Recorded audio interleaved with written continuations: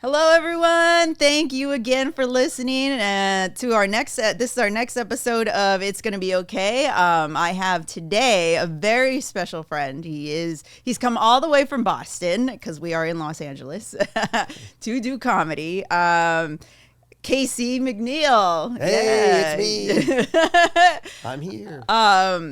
I think I formally just met him through Zoom when we were doing like comedy, when we were all, forced to do comedy in our room.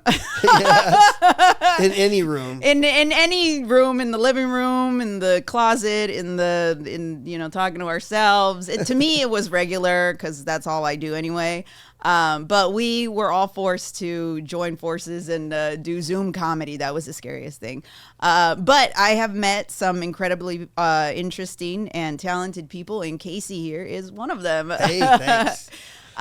Casey, so I thought it was funny when you came up to me today, like this is our formal actual in-person meeting. we never did IRL before, right? No. Which I'm using that word, Liam. My son says I'm not allowed to IRL. say I don't IRL. even use that. I don't know, but it's okay. I'm not allowed to use any hip acronyms. According to my son. What does IRL mean? It's in real life. In real life, yes, this is our first for real life realsies, meeting. for realsies. But it's important to note that when we first met, not in real life, but became close initially. Yes. I had to pass the. Yeah, you had to pass the wait, what is it called? Authentication protocol that I usually put in place. Yeah, kind of like a machine, like where you're like, oh, you for like AI, like let me test if this is a real person kind of thing. Yes, I did put Casey through that. What did I ask you? No, it was great. Well, you said you sent me a message. You said, hey, listen, will you just give me a call on the phone so I can actually talk to you and know that. This is a real person. This is a real person. Yeah. Oh, okay. Yeah, I remember that. Yes. And we were all. It's okay because if there was ever a hallucinated friend, I would want it to be me. A hallucinated friend. I would be an awesome hallucinated friend. Really? I don't know. I would talk everybody into terrible things. I don't know if anybody would want to hallucinate me. I know I'd probably be the last person somebody would want to imagine. Wouldn't it be cool? There's a bit in there somewhere about being other people's conscience. I would like to be somebody else's conscience. Like being someone else's be my conscience. Like being someone else's like mental avatar. Right. Like in the Matrix. That's right. Oh my God. So for this special event, Casey, you flew all the way over here, just to do this. That's right. Oh, I did too. You did? It was just for this show. Oh, just for this. No, I understand. So I wore my lobster shirt. I wore my J. Crew lobster shirt. Yeah, there you go. There we go. Yeah, exactly. The cod, Harvard Yard, and all that. Yeah, I'm also a hard shell to crack, I think. Crustacean. I am a Cancer. I don't know how much like truth there is to like astrology or anything like that, but sometimes some of that shit is undeniable. Yeah, well, it's interesting about that stuff because there is an actual science to circadian rhythm. I know that. Yeah, it has to do with the seasons and the times that you're born and things like that. And there are actual personality characteristics that go with people depending on the season they are born in. Like people who are born in spring and summer months tend to be night people, and people who are born in fall and winter months tend to be early people. And it doesn't mean necessarily like early risers, late people, but it's like the ADD, party all night. They tend to be spring and summer born people, and people who are a little more introverted or serious, and they tend to be more winter. That's interesting. That's interesting that you say that. Night owls and early birds. Everybody look it up. Night owls, early birds, circadian rhythm. If you just look it up that way, you'll see all the articles on it. So the amount of sunlight is to blame as to why I'm a bitch. I get it. Yes. Well, they talk about seasonal affective disorder, right? Yeah. Which when I was a kid, it was just called wintertime. Wintertime, seasonal affective. No, I always have this thing about like, because my sister, I have an older sister, and she's affected by seasonal affective disorder. And then when they gave me my diagnosis, my younger sister made the joke, or like, yeah, she's hard because she's got depression all year round, bitch. What are you gonna do now, you know?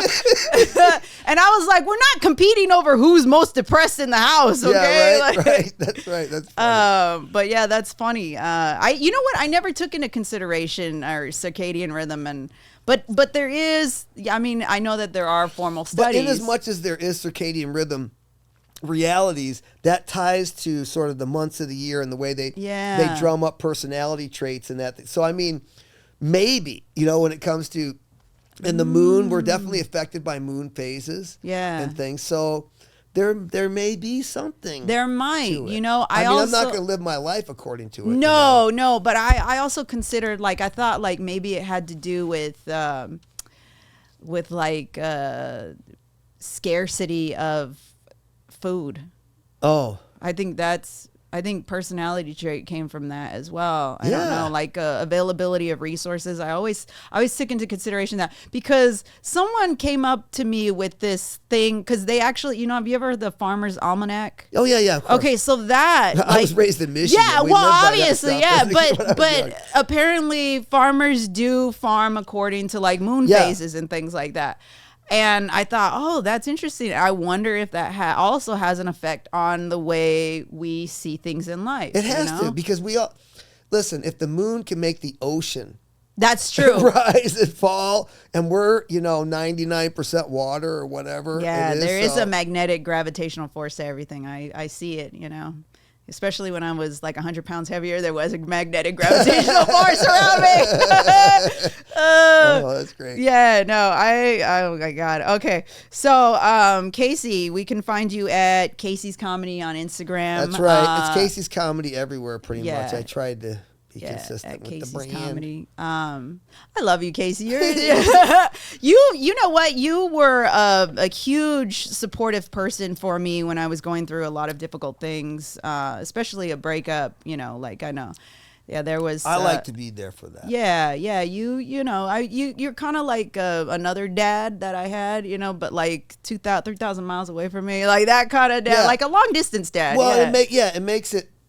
And that's the thing, because I'm an old guy and all that stuff, you know, I can be the gentle uncle or the nice, you know, I guess what I'm saying is, like, I'm not in the mix. So like, it's like telling your problems to a stranger in a way. Yeah. You know, because they're not part of your group and part of your thing. So like, even when I'm in Boston, a lot of the younger comics in that will, you know, we have personal relationships or because I'm a confidant and, you know, I'm not going to say anything. I'm not in the game. You know what I'm saying? Yeah, like, I'm not trying to sleep with them. Yeah, you know? No, that's a very important thing. Is. Yeah, like, that you have no ulterior motive behind it other than just to listen and to hear them out. Yeah. Right. Yeah, but you have no idea how important it is for just people in general, just to have like a support system or someone to like, oh, hey, you know what, I'm feeling like shit. Yeah, no, it's really important to be able to, and I like to be able to make emotional deposits with people when they're feeling that. Yeah. You know, I don't like to be like, oh, everything's fine. Oh, suck it up. Or, oh, it's going to, you know. Oh, the toxic positivity. Kind of I know that sucks. Yeah. You know, and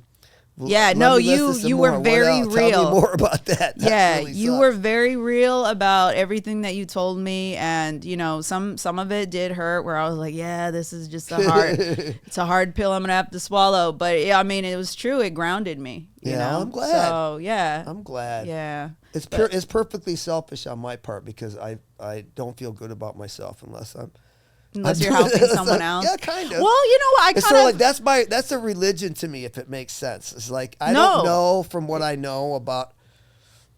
You know, I've been through every aspect of God, religions, and all that. You know, and I don't know anymore what I know about that. I know that there's a higher power of some kind, but all I know is that the only God I know is when I'm in service to you, or I'm in service to somebody else, or I can do something for somebody. Because I'm getting to that point now. I am old enough where, like, my father was dead before he was my age. I got friends from graduated with me at high school that are all dead. Oh my gosh! You know? And you start realizing, I'm not going to live forever. And you really, I don't know, if like some people who have a near miss accident, like almost get in a plane crash or some kind of thing, and then they reevaluate life. I've done that in recent years through sort of a my own little Kundalini awakening where, you know, I really understand that, like, the people who died yesterday, they had plans for today. Dang, dude, that's profound. I never thought about that. Holy shit. You know? Yeah, that's true. And it's like, hey, unless they plan that death, unless that's what they plan. They're like, you know what, I plan to die today. Yeah. Right. So aside from planning to die, you know, everybody who dies, they had plans. They were right. And so I got to make sure, you know, I feel like it's my job to understand my kids, to learn who my children are, not tell them who they are, you know, and I only have so much time to do that, and enjoy the time that I have with my wife, and it's just too like, I don't want to say life is too short to be miserable, but it kind of is, you know. But we're still going to feel that way. Yeah, yeah, we still are going to feel that way regardless. But when I'm conscious about, hey, you know, what makes me tick today, or what I am conscious about, you know, do it now, make it happen, tell people what you think of them, reach out, love people. Yeah. Be vulnerable. Go ahead and do. Like, I don't know what these young people what their problem is about saying, I love you, and I love you. Love is a great word. It's a beautiful word. And it doesn't really take that much to love somebody. So I love a lot of people. And I have no hesitation to say, I love you so much. Yeah. I love you so bad right now. And I don't know why there's a problem giving out the love.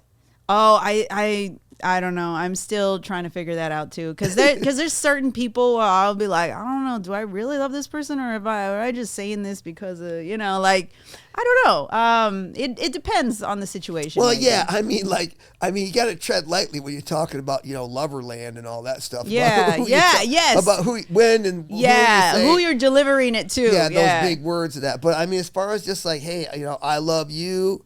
Yeah. You know, I love people, and why not tell them? Yeah. And I want you to know that you mean something to me, and you mean something in my life, and I'm glad that we're having this experience. Yeah, me too. Yeah. You know? I'm glad you're here. I was going to ask you, so you're a spiritual man then? Is that something that you've relied on to, because I know you just released a special on Amazon about having, what is ADHD, right? Yeah, my comedy special has a lot of my ADD and OCD stuff.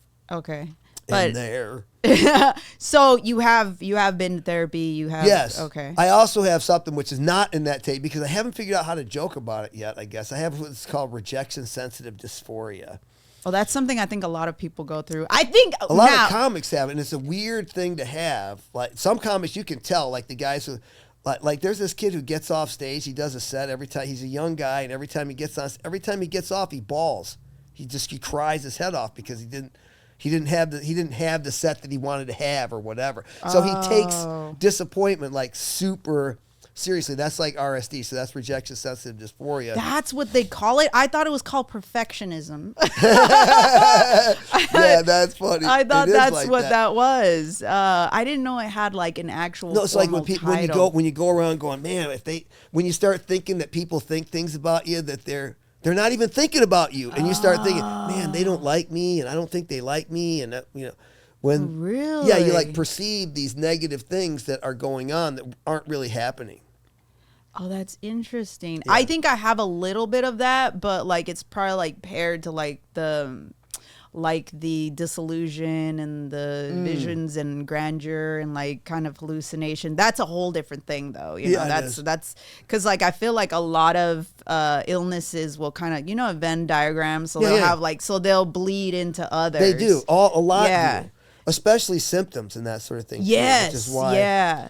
Which is why it's kind of hard to like self-diagnose. Well, it's not. Well, it's yes, self-diagnose, and then also because people are self-diagnosing, they're afraid to go and like actually see what is wrong with them. Find out the thorough detail. Yeah. Well, because to not go, you don't have to do anything to not go. Yeah, you know, if you go, you might be asked to do something. Yeah, like like I mean, a lot of us like I don't want to change. Like I don't want to change what's going on right now. I don't have to have stuff to do Yeah, you know, I don't want them to tell me things that I should be doing, or things that you can't handle. You know, yeah, like whatever. well, what? Okay, because like I remember when I wouldn't have ordinarily walked into a hospital and said, "Give me that 500 test, that question test now." You know, like, but they give it to you when. You know, because I was having this problem with like disconnecting very easily from reality. Yeah. And I wasn't feeling anything. And then like the only thing I had was like dread and wanting to kill myself. Like, so they put me in the hospital and then they made me take the test. Is it the Minnesota multiphasic personality inventory? It was a lot of tests. I think it was a mixture, but it was just something. Were they testing you for schizophrenia? Yeah, right they away? were. Yeah, they were testing me for that, and then that's good because a lot of people, it's very rare, as you know, and but there's schizoaffective people is not as rare. Yeah. But there's a lot of people that don't have any kind of. It doesn't get diagnosed right if at all. Yeah. For folks, I know. You know what I mean? Yeah, because schizoaffective is like when you have a mixture of like bipolar. That's what that is. So it's like schizophrenia, but it's like a Venn diagram like mixed with bipolar. That's what that means. But again, back to the overlap. Yeah. But I did not have schizoaffective disorder. I had the schizophrenia, and I think it's also a lot due in part to because I've had multiple head injuries too. So that might be. You know, like physical, like actual brain chemistry, and then trauma. The brain is a very, very intricate and delicate thing. It is. There's a lot of things that can. That can just physically affect the way you see the world. Yeah, exactly. And for me, like I didn't think I had brain damage growing up. People just always thought that I was a very vivid and imaginative kid, you know, and my imaginary friends were my imaginary friends, you know, like, and then I started growing up and I still had them. And they were like, oh shit, maybe this is something else, you know? But yeah, so. Well, how did you know? What were the signs? How old were you? Okay, so I have listened to every episode and I have not heard anybody interview you appropriately about your. You know what? That's something that I'm gonna do, but as an anniversary kind of thing. So I won't get too much into it. But I think it's helpful for people to understand your background a little bit. So when you talk, I know, right? That is very important. So the and I know you've seen all the episodes, but like the first person that I interviewed was my friend Chica, and she is a registered nurse. And we were talking about that, and I said, I want you to interview me for my anniversary thing because you are a healthcare provider and you kind of understand.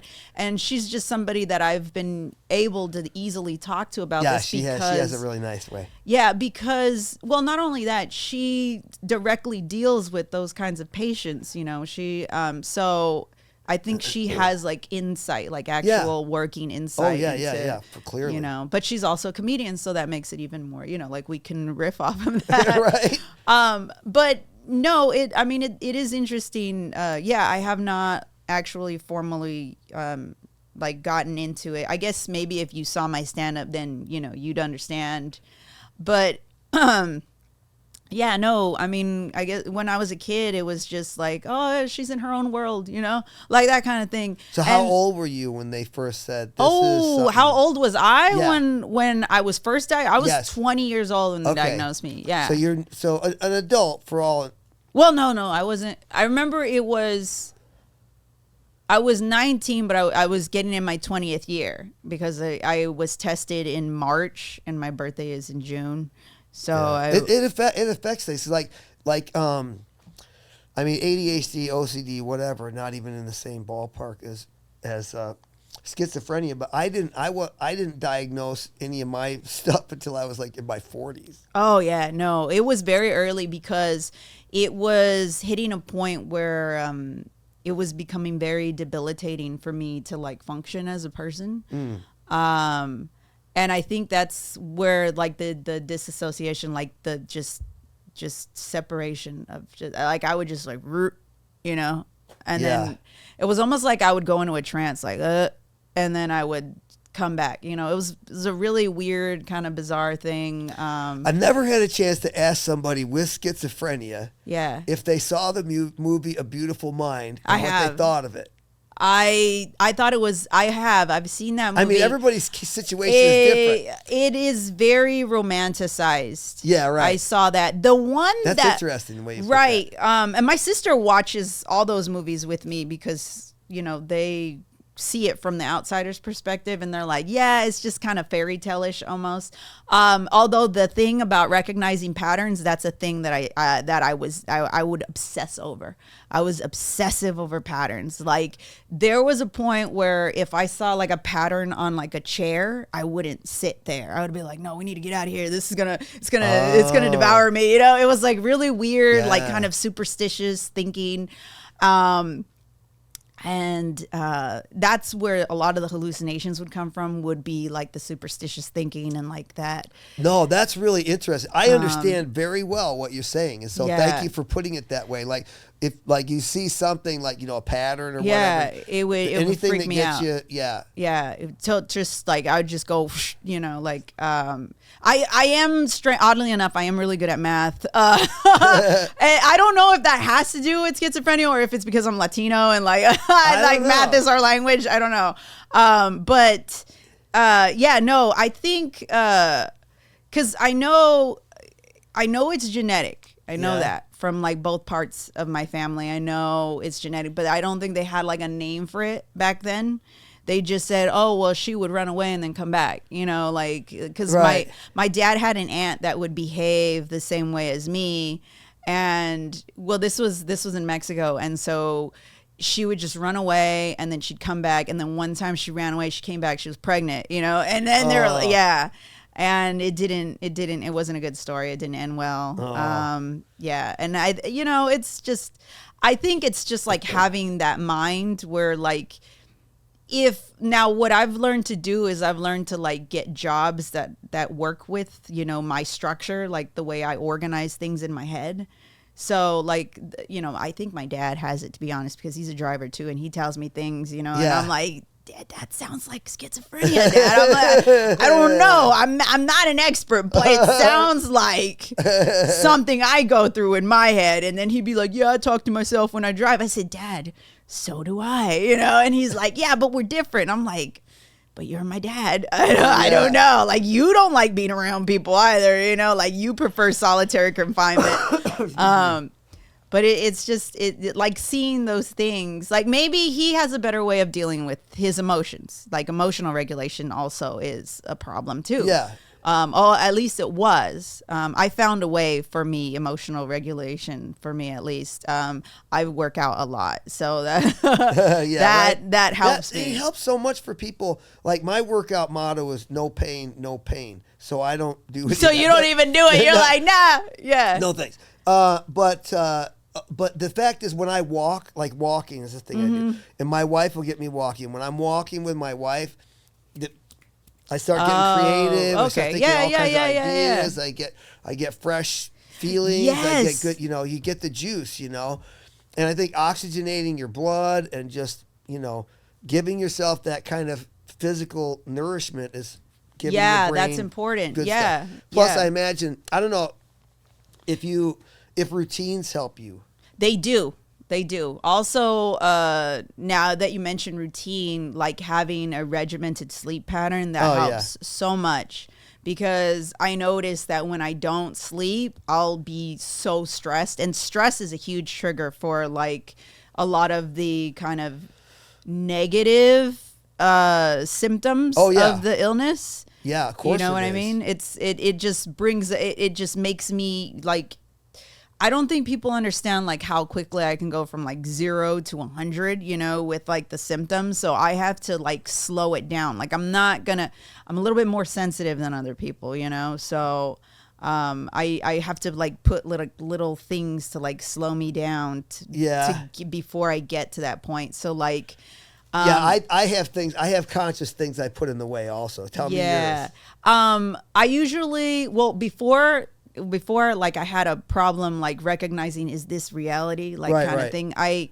That's how I would ask my sister. I'd be like, is this what it is, or am I making something up in my head? So I'll tell her the situation.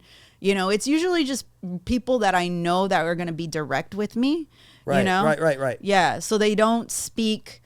I don't know if you've ever had instances where you talk to some people and then they speak in a really kind of encrypted way, and I'm like, don't do that. You don't. Yeah, right. you don't need they to, put on something. They put I'm on like, some language or some I'm like, kind of vibe. just shut the fuck up. Just Yeah. tell me what, and I always tell people, like, when I have business relationships or other things like that, I always tell people, okay, hey, look, I tell them like, hey, I have schizophrenia, and then they say, well, what does that mean? And I always say, well, you got to be direct with me. Just, it doesn't matter if it's going to hurt my feelings, just say what it is.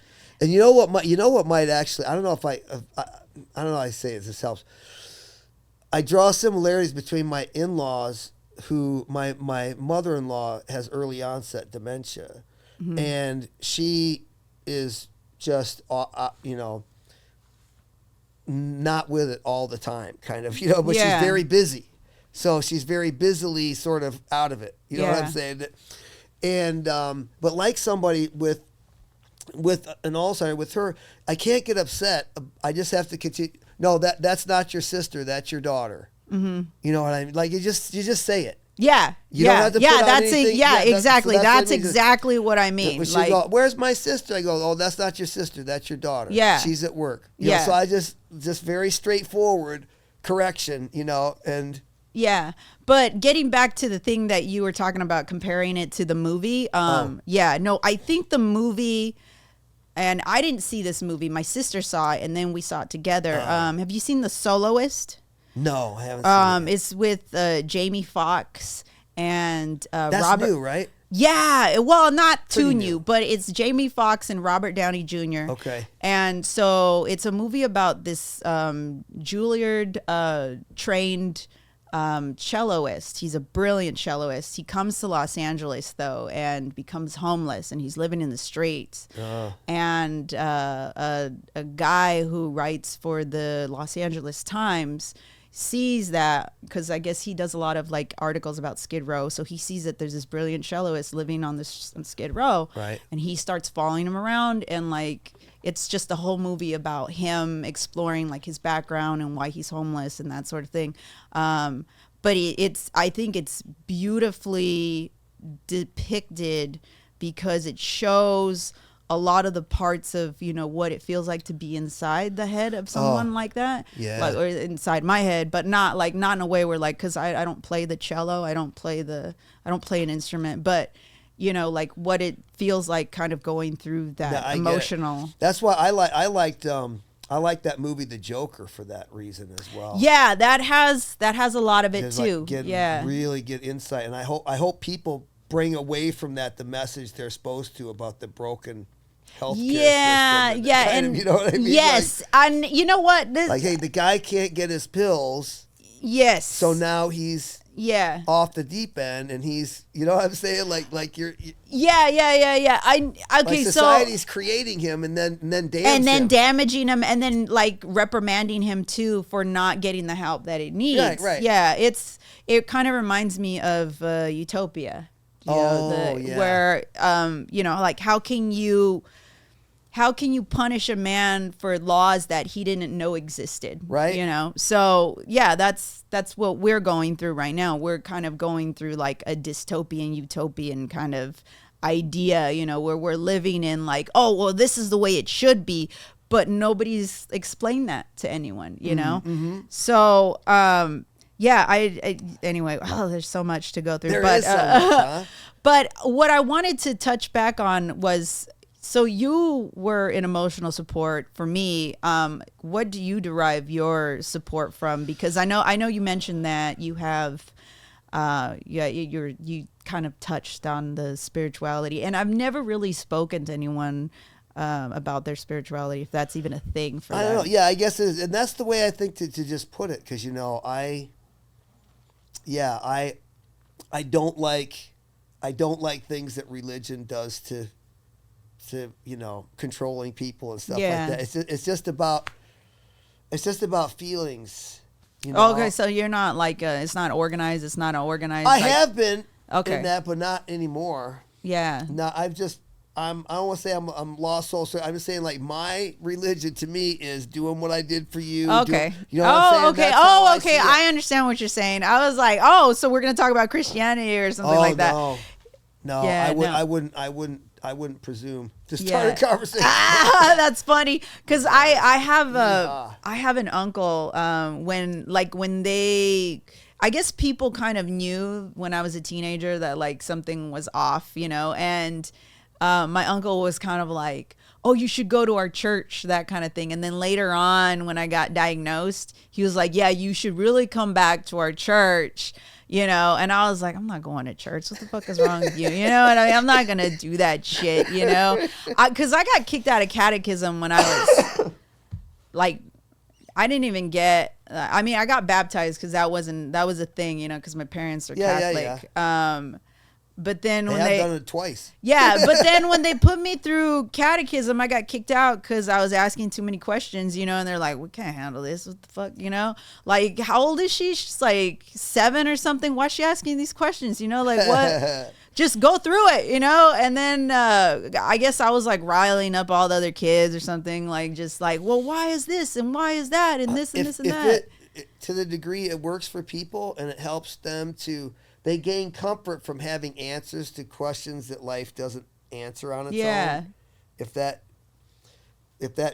that requires a belief system for people to keep that together, or that helps them, that's okay. But when somebody believes that this preacher can help them buy their way into heaven, that's the stuff that I feel, I don't think that either. That kind of stuff that happens.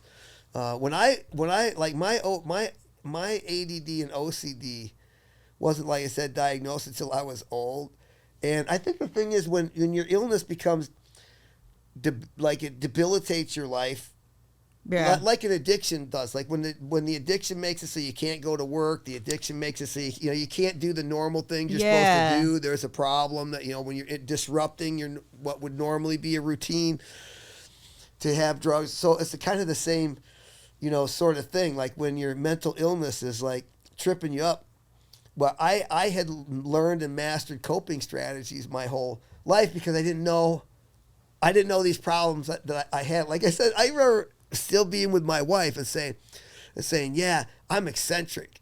Is that what they called it? my wife's like, no, honey, you're quirky. Yeah. And I'm like, no, isn't it more like I'm kind of eccentric? Honey, you're quirky. Yeah. And that's her very nice way of calling my OCD out, because like I have to have, things organized into baggies and stuff like this. God, in my backpack. Yeah. Like I'm not a guy who, like, my particular problem is not like I have to count to 5 before I walk through the door or anything like that. So I don't have those kind of things. But it used to be that like packing to leave was like really. Oh, that's very difficult. It was like a doomsday. And I would always have like 275 pounds of gear with me wherever I went. You know what I mean? Because it is so funny because I can remember saying to my wife, well, it's not like I have some psychological problem where I just don't feel good about myself unless I carry around 300 pounds of gear, I'm like, oh, yeah, it turns out I do. Yeah. So I was just, I would just take the teasing from my kids about, how come Dad takes so long to get out of the car? Like to come to we're at the amusement park, before I can go in, I have to. Oh, you have to pat yourself and double check. I have to make sure I got all the things I want to have that I need. I'm going to go through I can only imagine. Go through my backpack and check every single thing to make sure I might want. Oh, I better put this back. That's going to be too heavy. I might need this later though. Yeah. And I'll do this up for like a long time. I can only imagine you going in through security and then you're like, let's see what you got in your pockets. You're like, hey, you know what? If you find my wallet in there, can you tell me? Because I've been looking for it. No, that's right. Well, it's like, and that's the thing. It's like until somebody needs a power strip at the airport. A power strip? I can pull that shit out of my bag. I'll have it ready to go. I'm surprised you're not wearing cargo pants, dude. Like, no, they have a cargo pocket. Oh my God, that's funny. So, and it's weird because there's certain things that I'm like not that way about at all. And like I'm not a germaphobe per se, you know, and I don't mind having my hands dirty, and I don't mind, you know, getting the gunk out of the bottom of the sink, and you know what I'm saying? Like there's certain that's kind of stuff doesn't. So it's really weird what my problems are, you know. Overlapping. We got the overlapping. Yeah, exactly. Yeah. But like I actually joke on stage about people, you know, some people have these great problems. Like, you know, I say, oh, I have OCD. I go, really? What's your? Oh, I just have to be on time. I just don't feel good about myself. Unless I'm on time everywhere. You know? It's like me is organizing things into baggies and worrying about how much earwax I have accumulating. So it's that makes hey, you know what? You gotta hear very well. So, so when you did get diagnosed, because OCD is you could live with it, you know, But I mean, you said it became debilitating at some point. So what? Well, what was it? Just time? Through coping strategies. Mine never became as debilitating as, like I say, there's people who, you know, they can't leave the house because they keep checking the stove or something like that. You know, I'm not that mired about certain things, but I'm very ritualistic. Oh, you know okay. what I mean? I see like what you're saying. Like if I decide that these are the 5 soaps that I'm going to use in the shower in this particular order, it's going to be this soap first, this one next, then this, then I have to do, you know, and then it's going to be that way every time. Yeah. Now it doesn't mean that I'm going to have to hospitalize myself if one of those bars of soap is missing. So I don't I'm not like, you know, but given the right circumstances, I want everything to lay out the way I want it to, you know. I could just imagine you're in the hospital. They're like, "Why are you here, Casey?" Because I ran out of soap number 5. I couldn't find my favorite fork. Don't you understand? Oh my God. And then they give you one in the hospital and you're like, this is not my fork. And you get calmed by it. You're like, that's nice, but it's not my favorite. It's okay. So so other people have like good they have the good qualities of the diseases or something like that, I guess. But I actually learned a lot from a guy named Ed Hollowell, who wrote a book called Driven to Distraction, and I recommend it to anybody who has ADD, which ADD is basically the blanket term which incorporates ADHD in that as well. So I typically just talk about ADD. When I was a kid, it was called minimal brain dysfunction. Oh my God. So I'm glad I didn't have it diagnosed. Minimal brain dysfunction. You know? That's funny. I mean, they didn't know anything about it back then. I wonder how anyone with ADD could read a book about ADD if they get distracted so easily. You know what I mean? I'll be like, yeah, okay, I'm done. It's true. They read like a few pages, they put it back. They're like, yeah. It's true. But here's the thing, like Ed Hollowell helped me understand, and it's actually my wife who introduced me to Ed Hollowell and his work that helped me to understand that having ADD is not, you know, it's called a disorder because it's named that way by people who don't have it. You know, like, but the fact is that it's not necessarily a disorder. It's just a difference. It's a difference in the way that you see the world. The difference in the way you think. Yeah, the way you think and the way your mind works. Because the gifts are we're creative. We're spontaneous, we're loquacious, we're very gifted, you know, speakers and, you know, socially skilled, confident in social situations. You know, like ADD people typically have these kinds of gifts, but they have trouble staying on task. And you know what I'm saying? So like you got to learn where the pitfalls are so that you can, you know, have the right kind of systems. It's like I just need more systems for myself, like with my ADD and my OCD and that. Like for the ADD, like I'm afraid whenever I go into a hotel room, I'm gonna forget something. You know, like my phone, I'm gonna leave something behind. So my system is I put everything in front of the door the night before I leave. Yeah. So I have to trip over it to get out. I know I'm not gonna. So like I have to protect myself from myself. That's smart. By setting up more systems. You know, I need additional systems that some people don't need. And so by understanding that, I actually, on some level, probably more together than a lot of people. But The thoughts are still scattered and around. That probably makes sense as to why you like to stay organized, is because the organization helps your thought processes. Oh yeah, it does. And yet some things, like I'm still the kind of guy who could have a desk with, paper stacked up from last spring and stuff like, I'm like ADD people are messy typically, but I mean the idea of protecting myself from the kinds of focus problems that I have, or forgetfulness that I have, or attention problems that I might have, that there's ways to remind myself. And there's also things about the ADD personality that I've had to overcome. Like, I had to learn that I shouldn't always be the guy who's got something else to say and something else to add. And so, you know what I'm saying? Like ADD people always have, there's something else. They want to talk and talk and talk. It's like, shut up. Right. It's like, shut up for just a minute, please. Yeah. So, which reminds me now, I should be shutting up a little bit. No. I'm waiting. I'm listening. We're engaging. Yeah, we are. But the rejection dysphoria, is that a huge part of it, or is that just something? Rejection sensitive dysphoria is a big part of things for me. It's also common with people that have ADD. So if you have ADD, some of these things might sound a little bit like you if you have ADD or ADHD. Because it's rejection sensitive dysphoria is quite common kind of a thing. Yeah. So where some people would be concerned that their performance wasn't quite up to par, like a comic, we will rack ourselves over it. Mm-hmm. And that's a good way, because every comic will do that about their set to some degree. Yeah. We do it about everything. Oh, okay. I don't think they like me, or I think they're, why would they say this? Or why, like we'll carry stuff around. And in your little organized baggies, you carry your emotions. Is that right. That's right. This is the baggie for my suspicions, the paranoid suspicions of what other people are thinking. You're like, this is the baggie I carry other people's hate. No, but like especially in matters of business or something like that. Like I don't think these guys are going to contract me again, or I don't, and I'll tell my wife, and so I'll start going through all these things. She's like, hey, whoa. Yeah. Like you don't know any of that. Yeah, it's like you're doomsday prepping already right. in your head. It's like you don't know any of that has happened or is happening, So we tend to, so stuff like, for me, OCD, rejection sensitive dysphoria, you cannot unsend me a message. Don't ever do that to me. Oh, it'll freak you out, yeah. Like if somebody sends you a message and then unsends it. Oh, well, I'm glad I just edit my messages to you, and hell? yeah. What was in the first one? Oh, right? What did they say so the first time? Suspicious. So that's a kind of an example, yeah, of the RSD stuff. So you have to keep it under control and realize that technology makes it worse now. Yeah.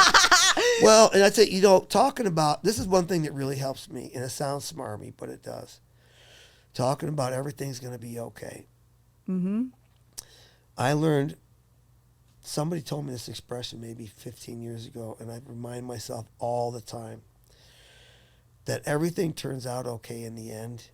So if it's not okay, it's not the end. No, it's not. It's never and that the was end. some of the best stuff that I had. It's like smarmy sound and all that, but it was still really something that helps me out when I have the RSD and I start thinking about, this sucks. Yeah. I said, well, if it's not okay, it's not the end, because everything turns out okay in the end. So if it's not okay, it's not the end yet, Casey. Just chill out, go along for the ride.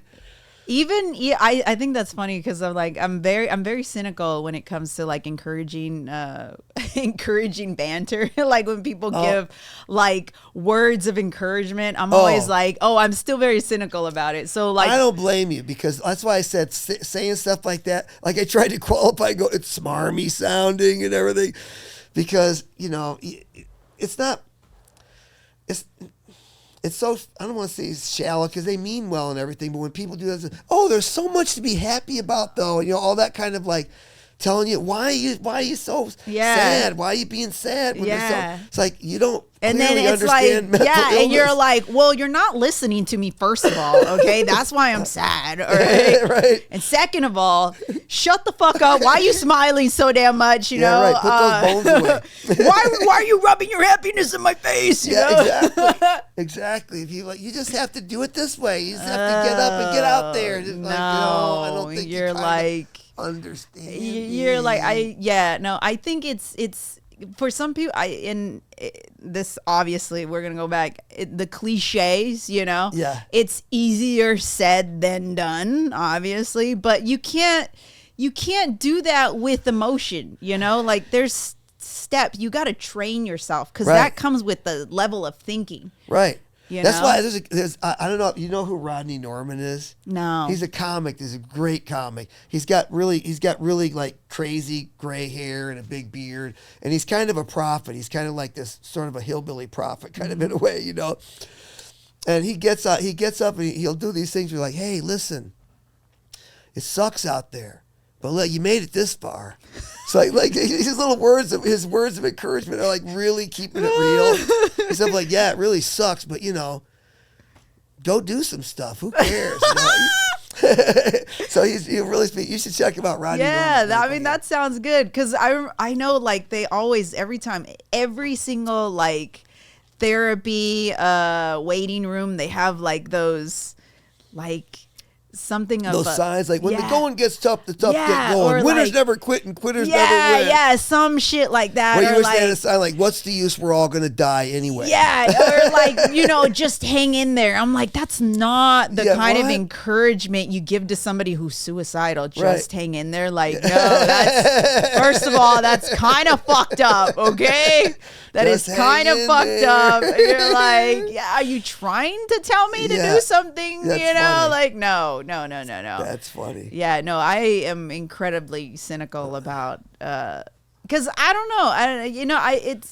I guess for me, I don't even know if they have a name for it, but where you're like, is it too good to be true kind of deal? Oh, no. Know? Well, it's the fact is that people want to be helpful, but they don't understand and they don't know how, and they don't, you know, so they just say things that their mom said to them or to their, you know what I'm saying? Yeah, out of a Hallmark card.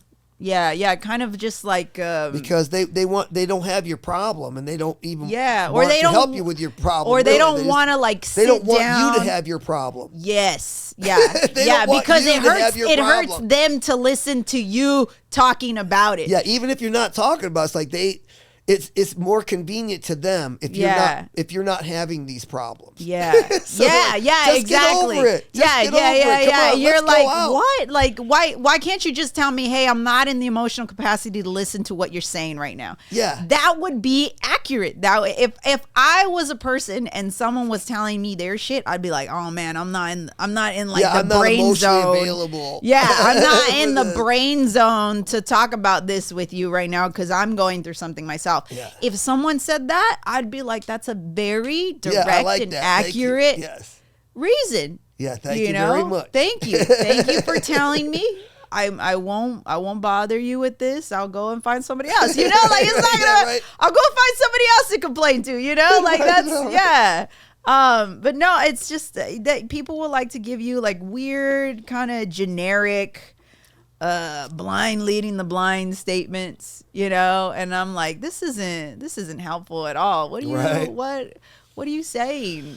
So it's a lot nicer when people keep it real. Yeah, no, it's always very nice when people keep it real. So so you were diagnosed when you were 40? In my 40s, yeah. Did you go see you went to see a therapist for this one? Like, what was it? No, I had sort of self-diagnosed and then got confirmation. You know what I'm saying? Oh my God. How did you you know the comic Ashley Goodermuth?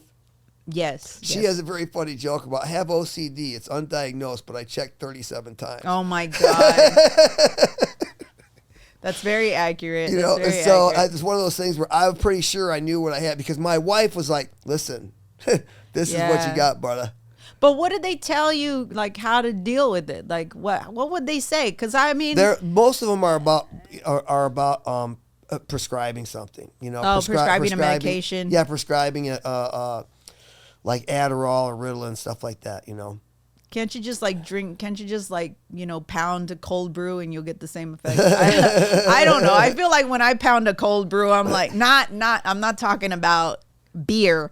I'm talking about caffeinated cold brew. I'm talking about Starbucks cold brew. That, like I will drink so much caffeine. For the energy. The drugs are not so much about energy as they are about, supposedly about helping you focus. Focus in that. Yeah. So, but for me, the Adderall made me like weird, because I would binge on it. Like I was like up and up and up and up and up and up and up until I just fucking crazy. Yeah. Well, so you were doing the drugs that like kids would do in college to like try to like do well, but you were like, yeah, I'm just trying to like not fold all the clothes at once, Yeah, right? Yeah, exactly. But the thing was, what the problem for me though, and what mitigated or complicated my psychological situation and my psychological awareness of it was that I was a rage and pill addict for 20 years. Oh, wow. So I was put on opiates for pain management when I was like 20. Well, what was it from? Did you get an injury or something? Yeah, I had spinal meningitis twice as an adult, and I had these really debilitating headaches from it, right? And the second time I had it, by the way, I had to learn to walk again. I developed a queer stuttering problem, and that's how I got involved in stand-up. Because I wanted to build some self-confidence about speaking. But spinal meningitis, that's like where you have problems with like your nerve endings? Well, what happens is you get an infection, or a viral or a bacterial infection in the lower lumbar of your spine. It's actually in your spine. And then it inflames the meninge in the back of your head and your brain. It basically just cooks your brain in a fever and swells it till it kills you. Or it doesn't. And then you live through it. Yeah, you live through it or you don't, that's why sometimes people come out of that brain trauma with like, they can't walk or, stuff like that. Like I didn't have any really serious thing except the speech impairment. Oh, because I feel like a lot of people would probably have like, nerve damage and like, stuff like neuropathy, like problems with, their operating their hands and their feet. A lot of people who have encephalitis especially have to learn how to walk again and stuff, So anyway, and they gave you pain medication to manage that, like to manage because after I had it, then I had the bad headaches from the spinal taps and all that stuff that they gave me. So they gave me pain med, and they were basically like back when they started giving it to me, it was like in the 80s and 90s. So that was when the Shackley family, what the hell is their name? The opiate family. So those guys were making things like, this is the drug to get on. It's the drug to stay on. They had all the doctors convinced that this is, if you need somebody that needs long-term pain management, they need to be on opiates. Ooh. They convinced doctors of this in the 80s and 90s. And so that's when they got me on it. And so I was on opiates like Percocets, Perks. And I was also on Valium and the Adderall, and and you want to know what's crazy? You want to know what's really crazy? I was so high functioning. I was like, have you ever seen that movie Unlimited? I think it is that with no. Bradley Cooper plays a guy that takes this special drug that's like a designer drug that makes you really smart and makes you really think clearly and do well. He like writes a book in 4 days, kind of a thing. When he's on. Yeah, no. That's how drugs were for me. Wow. I was actually at the top of my game on stage. Everything, I could do a million things. Every detail about my work, every quote I ever knew, everything I all locked tight. Because it sounds like, a lot of those drugs are very overlapping, some of them were very like uppers, downers. And well, it was just a great cocktail. It just felt fantastic. The problem is obvious, though. You can't It's not sustainable. That. Yeah. No. It's like my wife, bless her heart, set me down in like 2014 or something and said, I want this to come from a place of love. This is not sustainable. And back then I was traveling all the time. She's like, it's so easy to like take your opiates and then go, did I take them? Yeah. I'm going to take them. And then you take it again and then you wake up dead. Yeah. Accidental overdosing on opiates is so easy. And then now with the fentanyl and all that stuff, I can't even imagine. I'm so glad I'm out of it now. So she said, why don't you go to the cannabis doctor? Oh, so now you started smoking weed? Yeah, but you see, the thing was, in my case, it's in addiction recovery. It's called risk aversion. Mm-hmm. Because I can't kill myself on marijuana. I can go big or go home. I can have as much of it. I can smoke my body weight. I can eat, there is no terminal amount of cannabis that a person can consume. It's absolutely impossible to kill yourself on it. Yeah, but I've also heard that some people get like so high where that actually triggers something, emotionally too. It may for some people. Yeah. But it doesn't for me. Because for me, it was the exit drug. Well, I mean, for you, I think cannabis is more for like pain management. So you're not like smoking in ridiculous amounts. You're not like, I gotta be high all the time. No, I don't have to be high, Yeah. but I am under the influence of cannabis all the time. Okay. But my tolerance is really. Okay, yeah. I mean, I'm soaking in it. Do I present as high to you? No. It's just I smoked a joint before I came down here. No, it's just surprising when because I know like some people will have different reactions to marijuana, Oh yeah. And now for me it was a good fit. Yeah, no, I don't like condone like the use of drugs, because first of all, I'm not a licensed physician to be saying, yeah, well, we're gonna say that this works for you and this works for you and this works for you, like I'm not here to give that kind of advice, you know what I mean? But I do think that sending that message sometimes is kind of like, is this should I do it? No. If you do, like, you get the proper treatment based upon what you have. You know what I mean? Yeah. So, but for me, the endocannabinoid system that every human has, it was just a really good fit for me. But the problem was, I didn't know whether I'd be able to perform not on painkillers. Yeah. Because I was always, Well, I would. So I thought, how am I gonna smoke weed and get on stage and do comedy sets? But I did. I just started. What I actually did is I smoked a whole bunch of weed before going up and doing mics, so that I could gain my like sea legs, so that I could gain my bearings of being on cannabis but still delivering my your jokes. And I got here I am. Yeah. I think it probably works for people with ADHD, because I know for me, I don't think it would work. Because I'm not like high. Like I'm not doing dabs and stuff like that all day, or anything like that. Yeah. No, you're more of like a very like gentle high. Yeah. I don't know. I don't condone the use of drugs or. It's not drugs like drugs. Cannabis is Mother Nature's homegrown stuff. I still don't condone the use of it. I don't. I just don't. Mostly because I'm not here to give quick fixes. We're just here. That makes sense, yeah. We're just here to talk about what you went through and how you got out of it. So. And that's how I got out of it.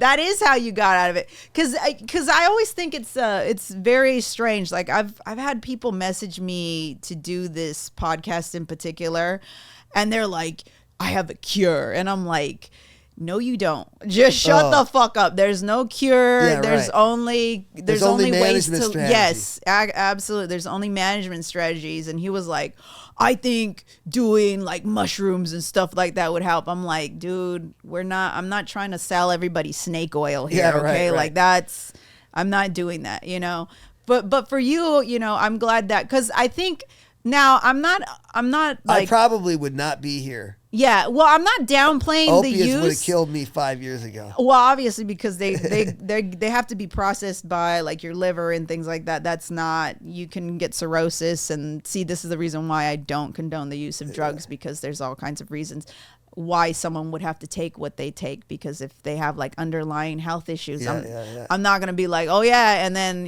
cause I don't want somebody to say, hey, I watched that podcast and she told me that no, I'm not doing that. No, we're not telling anybody to do anything. No, we're not telling anyone to do anything. But we do encourage that you go and you do get help. every time, because therapy is not the end of the world. You know, it's not. Well, like for my cannabis, I went to the doctor for that. Yeah. Well, yeah. It's like that's I didn't smart. just start buying. Yeah, you didn't just start going to a dispensary. No, and like, I went to the doctor. I'm gonna self cure, you know, like that. No, you're under the care of a physician. And I mean, I'm not condoning the use of it, because I know that they still use it for treating cancer patients. You know, there's that, and I know that they have other, you know, ways of. I know they treat certain autistic people with it, you know, because it helps them out with it a lot. But those are under the science has to be really that's a long way to go, because only in Israel can they study it. They have a controlled, you know, kind of situation there for that. But I'm glad we talked about this. All right, Casey. So, where can we find you again? You can find me at Casey's Comedy. Casey's Comedy. Next week, you can find me at, I guess, when does this air? Oh, no, don't. I mean, it's, your show is going to be You can find me everywhere. Yeah, find him everywhere. I wanted to one time I wanted to make my stage name to be announced. Mm-hmm. So that way I look like I'm playing everywhere. You know, it's for like TBA. That guy's all over the place. Yeah. So, I mean, we just got to remember, right, towards the end of everything, I mean, regardless of what we go through, right? Right. Everything is going to be okay, right? It's going to be okay, right? Everything. It's going to be okay. It's going to be okay. Yeah. Regardless of what we go through. Regardless. Thank you, Casey. I appreciate you being here for us. Yeah.